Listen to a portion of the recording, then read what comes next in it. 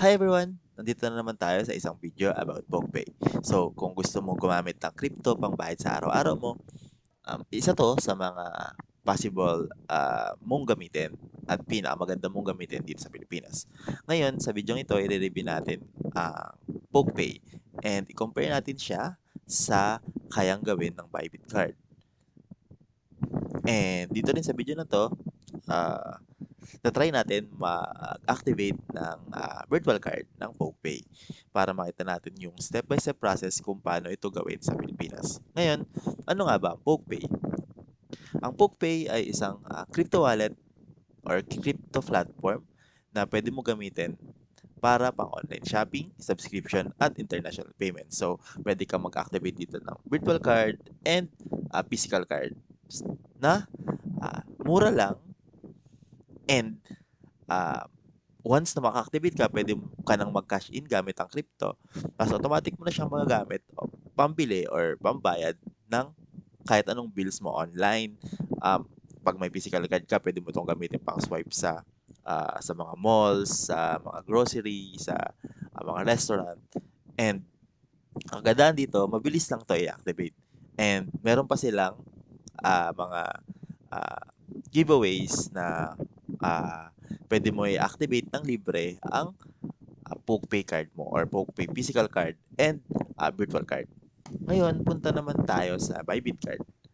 Alam naman natin na isa ang Bybit sa malaking central exchanges na pwede mong gamitin dito sa Pilipinas. And nag-launch na sila ng virtual card and physical card nila.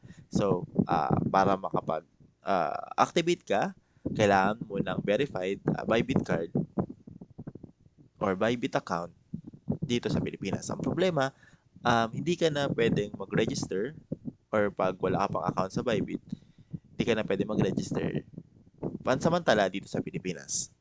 Dahil sa ongoing application nila ng license dito sa Pilipinas. Kaya isa ang PogPay sa alternative platform na pwede mong gamitin kung gusto mo mag-direct ng bayad gamit ang crypto mo. So, mabalik tayo sa PogPay. Um, Ngayon, papakita natin kung paano mag-activate ng virtual card sa PogPay para magamit mo siya sa mga online transactions mo. So, pag wala ka pang account sa PogPay, click mo lang yung register button para ah, para makita mo yung needs or mga important information na kailangan para mapag-register. Kung gusto mo mapanood yung registration process, ah, nasa link ng video na 'to yung, video natin about registration ng PogPay. So, ngayon, mag-login lang tayo sa ating, PogPay account. Ngayon once pagka-login mo, makikita mo dito sa card tab yung application process or ano yung mga pwede mong, i-open na card. So, pwede kang mag-apply for virtual card and pwede kang mag-apply for physical card. So, sa physical card, $88 ang isang card. So, kasi hindi pa yan ipadala sa Pilipinas. So, medyo pricey yung physical card nila. Pero, marami silang giveaway sa Twitter or X kung naka-follow ka sa page nila doon. Araw-araw ata silang ngayong December, araw-araw silang ah, gi-giveaway ng physical card activation. So ngayon sa video na 'to, papakita lang natin yung application process ng virtual card. So, um, bago pala yun 'no, um, bago ka makapag-apply ng virtual card sa PogPay, kailangan mo ng at least $10 sa ah, PogPay account mo. So, paano ba maglagay ng ah, balance? So, click mo lang 'tong deposit, then USDT, yung currency, pwede ring Bitcoin, pwede ring Ethereum, pwede ring USDC.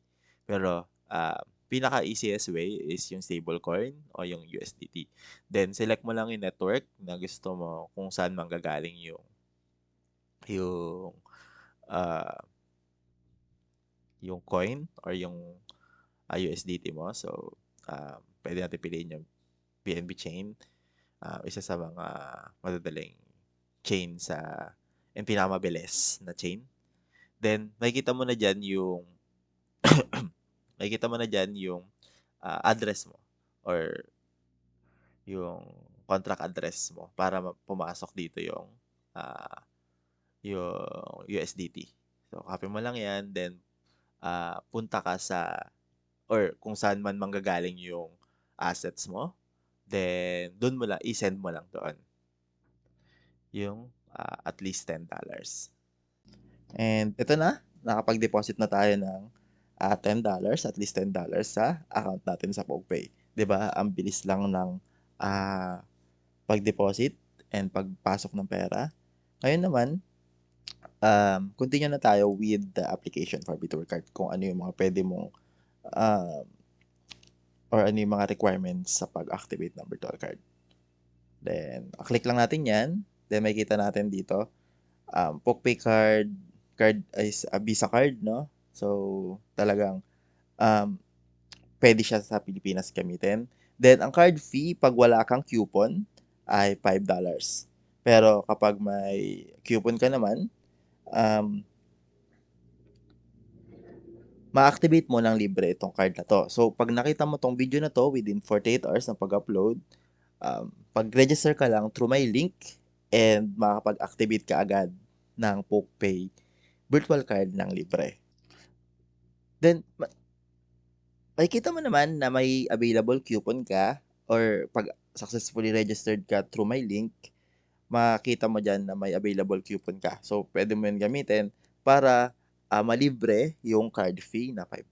Then, submit mo lang. Then, antayin yung verification code. Lagay mo lang yung code dyan. Kung ano mang code yon. And, nakikita mo na dito yung